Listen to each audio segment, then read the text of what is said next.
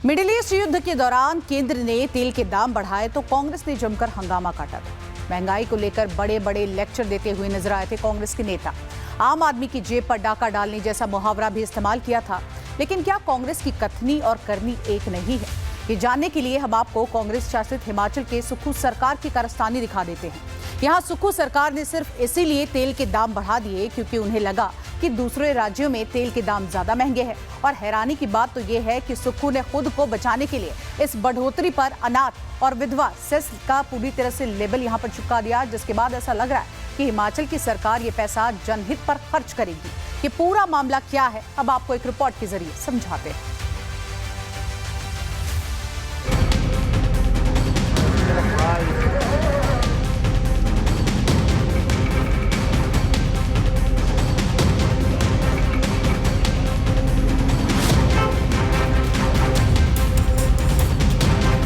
हिमाचल की इकॉनमी वैसी ठप पड़ी है, तो इससे तो कितना बोझ पड़ेगा कॉमन आदमी पे। तो एथेनॉल की वजह से आपने गाड़ियों का भट्ठा बिठा दिया, तो पहले इसका जवाब भारतीय जनता पार्टी को जो है वो लोगों को देना चाहिए।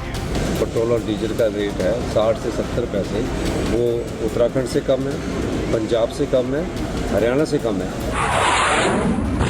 मिडिल ईस्ट जंग के दौरान डीजल और पेट्रोल के बढ़ते दाम को लेकर महंगाई का ढिंढोरा पीटने वाली कांग्रेस ने हिमाचल के लोगों पर महंगाई का नया बम फोड़ा है।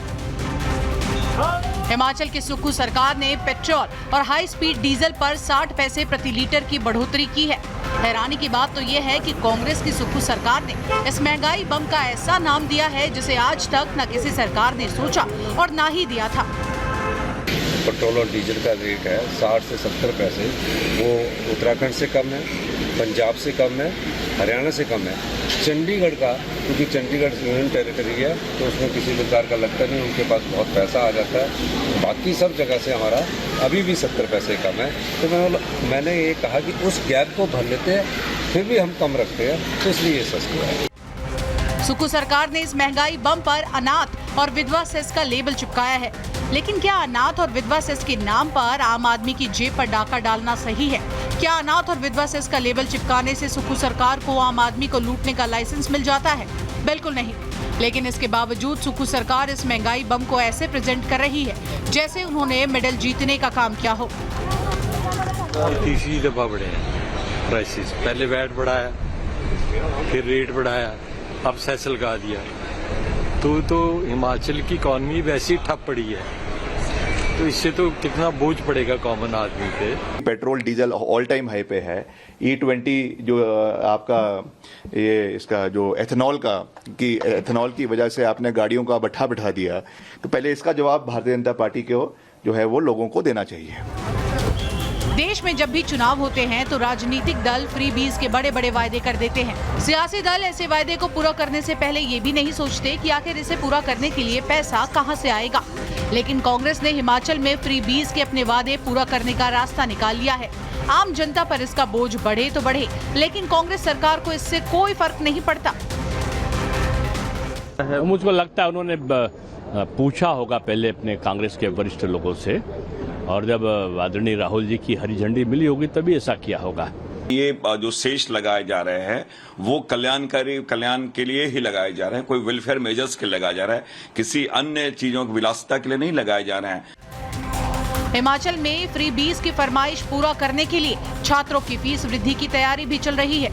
यहाँ के कॉलेज और विश्वविद्यालयों में सरकार कभी भी फीस वृद्धि कर सकती है।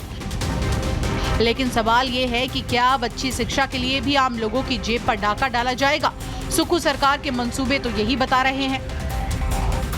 नहीं, फीस वृद्धि ऐसे कि पिछले काफी सालों से नहीं हुई है, लेकिन फीस वृद्धि भी जेन्युइन होनी चाहिए कि कितने % बढ़नी चाहिए, उस बारे में मैं बात करूंगा। और ताकि जो इन्फ्लेशन है उसके हिसाब से उनको देखना पड़ेगा। अगर ये फैसला किसी बीजेपी शासित राज्य में लिया गया होता तो कांग्रेस ने अब तक आसमान सिर पर उठा लिया होता। लेकिन चूंकि ये फैसला कांग्रेस शासित राज्य में हो रहा है, इसलिए कांग्रेस के मुताबिक ये जनहित में गिना जाएगा। अब राष्ट्र सर्वोपरि का सवाल ये है कि क्या कांग्रेस को इन फैसलों से महंगाई की बू नहीं आती? सवाल ये भी है कि क्या फ्री बीज के चक्कर में हिमाचल की कांग्रेस सरकार एक्सपोज हो गई है? Bureau report, Republic Bharat.